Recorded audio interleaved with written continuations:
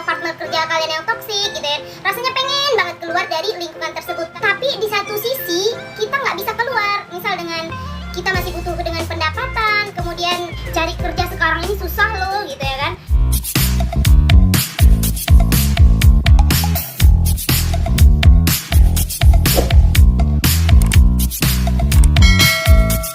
Assalamualaikum warahmatullahi wabarakatuh teman-teman. Come back to my channel Julita ZS. Saatnya berbagi. Baik teman-teman sekalian, saya senang sekali bisa bersua kembali dengan teman-teman yang sedang menonton video ini. Semoga kita semua dalam keadaan sehat walafiat. Seperti biasa, kita akan bahas sesuatu hal yang berhubungan dalam kehidupan sehari-hari, yang berhubungan dengan kesehatan mental kita. Kita akan bahas mengenai toksik ya. Tentunya teman-teman sudah tahu judulnya berdasarkan thumbnail, yaitu yang berkaitan dengan toksik.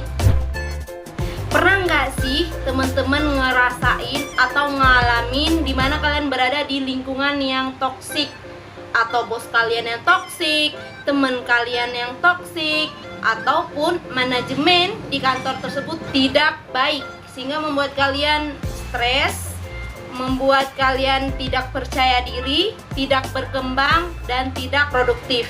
Nah, ketika kalian menghadapi lingkungan yang toksik atau partner kerja kalian yang toksik gitu ya, rasanya pengen banget keluar dari lingkungan tersebut. Tapi di satu sisi kita nggak bisa keluar, misal dengan kita masih butuh dengan pendapatan, kemudian cari kerja sekarang ini susah loh gitu ya kan. Kayaknya yang membuat kita harus bertahan di tempat tersebut, padahal kita nggak nyaman sama sekali dan tidak membuat kita semakin berkembang, malah semakin menurun, kepercayaan diri mungkin menurun. Kemudian ketika mau berjumpa dengan seorang itu, aduh males gitu ya, ketika mau berjumpa dengan orang yang toksik tersebut. Nah, kalau teman-teman merasakan hal yang sama seperti itu, teman-teman sudah tepat berada di video ini. Apa yang harus kalian lakukan ketika berada di dalam situasi tersebut. Tapi sebelum itu jangan lupa teman-teman bantuannya untuk klik like, subscribe, dan share video ini nantinya ke teman-teman kalian yang lain. Oke teman-teman, yang harus kita pahami dan kita sadari, yang pertama adalah kita nggak bisa kontrol apa yang orang pikirkan terhadap kita. Itu yang harus betul-betul kita sadari dan kita pahami. Kita nggak bisa ngatur orang lain itu mau berbuat terhadap kita, itu kita nggak bisa ngatur. Kita nggak bisa bilang, kita nggak bisa tentukan orang berpikir terhadap kita itu. Kita nggak bisa ngatur semua itu. Jadi apa yang harus kita lakukan? Ada 3 hal yang bisa kita lakukan ketika kita berinteraksi dengan orang lain, terutama di lingkungan tempat kita bekerja. Oke, yang pertama, kita sudah paham dan kita sudah sadar bahwa kita nggak bisa ngontrol pikiran orang lain, perilaku orang lain terhadap kita. Jadi apa yang bisa kita lakukan?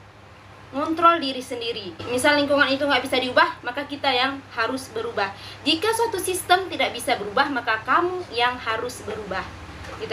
Misal kalau udah mikirnya lingkungan kalian itu betul-betul toksik, di mana-mana toksik, semua orang rata-rata toksik, ya lebih baik pindah lingkungan. Karena lingkungan itu tidak membuat kalian semakin positif, semakin produktif, tapi semakin menurun. Coba dirasa-rasa, coba diamati, apakah lingkungan kalian itu memang semua orangnya toksik atau tidak. Kalau memang rata-rata semuanya toksik, itu lebih baik kalian cari lingkungan yang baru atau hijrah ke tempat yang lain. Itu yang pertama. Yang kedua, coba dilihat lagi, ditelusuri lagi, betul nggak semuanya toksik, atau memang 1-2 orang yang toksik, yang lainnya masih punya energi positif yang bisa mempengaruhi kita. Nah, cari teman yang memiliki circle seperti itu, yang bisa membuat kita lebih percaya diri, yang bisa membuat kita lebih produktif. Bergabung dengan teman yang seperti itu, gitu ya. Cari teman yang memiliki nilai positif, memiliki energi positif yang bisa mempengaruhi kita. Itu yang kedua.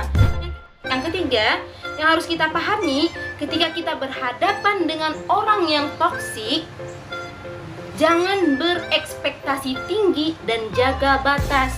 Nah, kita udah tahu ya, dia punya energi negatif terhadap kita. Jadi jangan sekali-sekali berekspektasi bahwa dia akan melakukan hal baik terhadap kita. Biasanya kita sendiri sebenarnya yang menciptakan penyakit dalam diri kita. Dengan apa? Dengan menciptakan ekspektasi terhadap orang lain. Nah, ketika kita sudah berekspektasi tinggi terhadap orang lain, jika mereka tidak melakukannya, kita akan sakit hati. Makanya hindari untuk berekspektasi terhadap orang tersebut. Nah, karena kita udah tahu sering sekali berbicara yang mungkin bisa membuat mental kita down, mental kita menurun, kepercayaan diri kita turun gitu ya. Kemudian jaga batas. Kalau memang tidak perlu amat berbicara dengan orang tersebut, nggak usah berbicara. Hindari banyak interaksi dengan orang tersebut. Nah, kalau ngomong ya seperlunya. Kalau mau berinteraksi seperlunya. Kalau memang nggak perlu, tidak usah, hindari. Nah, bukan berarti kita memutuskan silaturahmi, bukan berarti kita sombong dan lain sebagainya, tetapi kita sedang menjaga diri kita agar tetap sehat mental kita. Itu ya teman-teman. Dan yang terakhir, ubah respon kita.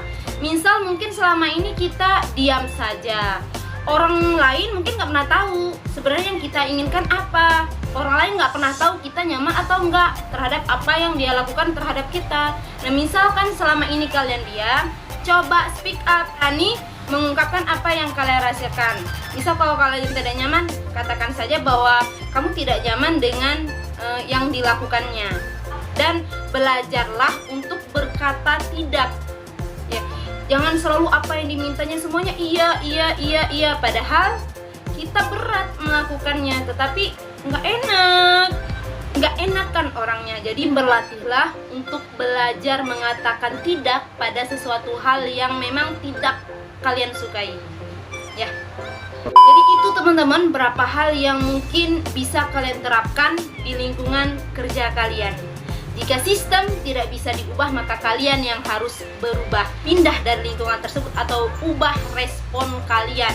Misal kalian selama ini berkoar-koar gitu ya kan, ngeluh dan lain sebagainya, coba untuk diam dan tidak peduli. Bekerjalah sesuai dengan SOP kalian, bekerjalah sesuai dengan apa yang sudah ditugaskan kepada kalian. Good job. Semoga video ini bermanfaat bagi teman-teman yang sedang mengalami hal tersebut, dan semoga saja permasalahan kalian cepat selesai.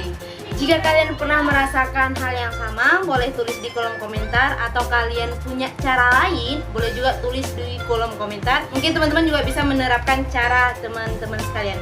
Dan sampai jumpa di video selanjutnya. Bye bye. Wassalamualaikum warahmatullahi wabarakatuh.